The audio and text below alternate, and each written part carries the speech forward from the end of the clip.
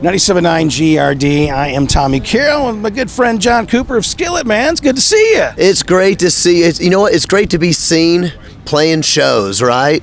This is it, man. We are here.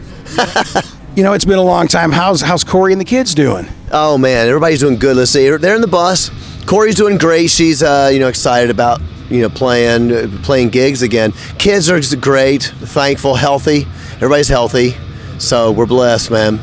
Now, prior to the pandemic, Skillet is one of the hardest working bands when it comes to touring because you almost tour two different worlds. You have your Christian world and the secular, non-secular, I guess is what we call that. But you guys tour relentlessly. I mean, I don't even know when the albums get recorded, but the pandemic hits and the brakes get put on.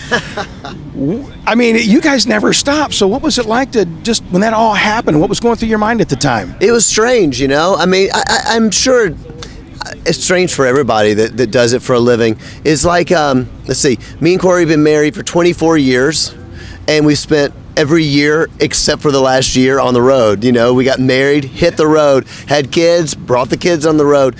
So it was very strange to get used to like normal life, like sleeping in the same bed. Like, what do you want for breakfast? I guess, we can make our own food now. This is how normal people live. So, we made the most of it, got some family time, did some other things, but I miss being on the road. I miss seeing the fans. I mean, playing shows is fun, but seeing the fans sing the songs, that's it, man. That's what it's all about. And that people, when they feel the music, you can see it in their faces, and that's what it's all about. Now, was there anything that you got to do on your break that goes, man, I haven't done this in so long? Was there something that were like, man, this is really cool, just something that it made you happy? I stopped working out. That was kind of nice because, half of this job is you gotta stay in shape, and obviously it's better for your voice to not eat a bunch of sugar and like all the things you have to do to kind of keep that regimen up. Plus, I always tell people, if you're in a band, you have to look for infinity like you're roughly 38. Yeah, like I think they're like 35-ish. Like Tom Cruise is like 148, but I think he's like 40. Anyway, so it was nice, to be honest. I was like, if we're gonna be home for a while, I'm gonna eat ice cream, and it was awesome. It was awesome, but I paid for it coming back out of the pandemic, kind of getting in shape for the gigs. I was like, oh my gosh, I'm not 20 anymore. I know it usually takes about 2 weeks to get everything going again. You're singing too. Yeah, this the breathing longer than 2 weeks. This one took 2 months. It was a lot of ice cream. You guys were one of the ones that did some drive-in shows during this.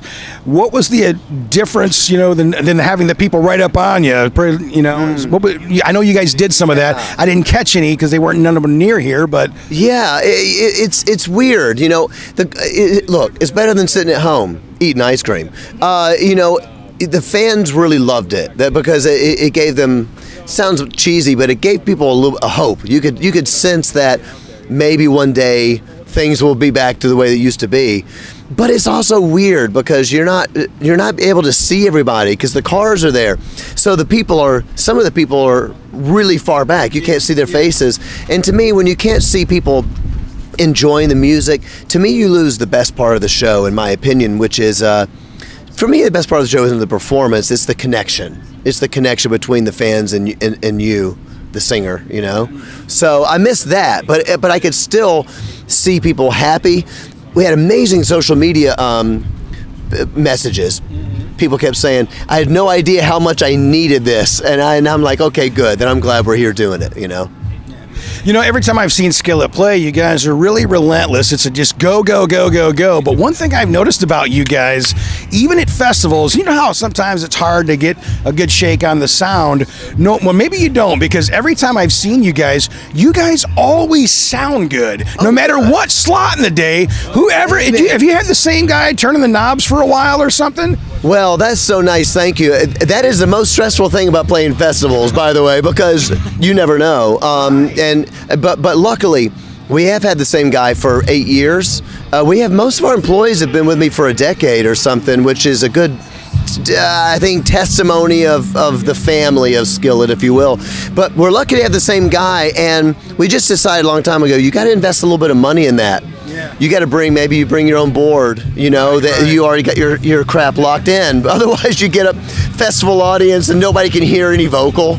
You're up there mouthing and nobody. Keep going until when it kicks in, you're still. I hate that. I always feel bad when I go to a music festival and I watch a band come on stage and the first 2 songs sound terrible. I always feel bad for them. They don't get it dialed into song 4 and you're done in 6. Yeah. I get one good sounding song. Oh, hey, thank you. Good night. Oh, that sounded great. They finally got the vocals out there. But there's been a few times I've interviewed bands that had to go on after, and I says, hey, you may want to pack your lunch, man. They're going to come in there and hammer it, man.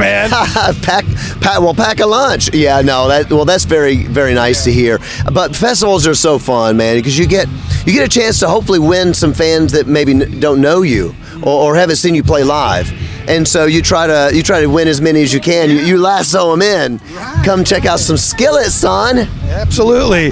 Now, wrestling is huge, and you guys had legendary, man. The WWE theme. That had to be pretty solid. Dude, it was so awesome. I gotta say, WWE has been really good to us. They were our first big sync opportunity we ever had on Monster, and I've always appreciated that, and we had a good relationship.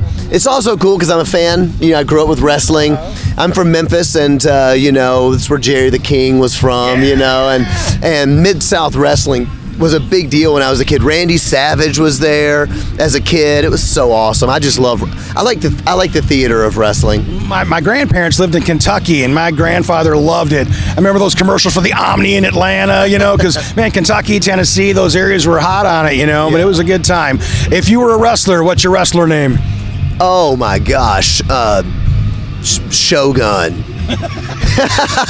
That's the first thing that came in my head. I don't know if I want to stick with that. Don't hold me to that, because I do plan on starting a wrestling career, and I don't want to be held to it. Now, you guys have toured the world, and you've been a lot of different places, but a lot of times during the pandemic, people talked about bucket list. Right. What's that bucket list show that you haven't done yet? All I could think of when you asked that was, I've seen a million faces and I've rocked them all because I'm a cowboy. So cool. All right. So it's my ADD. I have to sing the song that I'm thinking of before I answer the question. Bucket list, man. I don't know. I mean, I don't know. Crap. No, I don't know what to say. I don't know what to say. What's my bucket list? I'd love to play in South Africa. We've never played South Africa. I think that'd be a cool thing to do. That's not really what you're asking me, but that's okay, still be pretty cool, though. Yeah. Now, you guys have done some stuff in Russia. How does everything translate from what you guys do here to there? Yeah. Our songs are hard to sing in Russian, but I try. No, I'm kidding. I don't. No, I'm just messing with you. Yeah, we do a lot overseas. We do a ton in Russia, Europe, Australia, New Zealand, Japan. We've done, but our biggest is Russia. We're bigger in Russia than America. I don't know why. I don't know what happened there. Something happened in Russia where they love the Skillet, and I have no earthly idea why.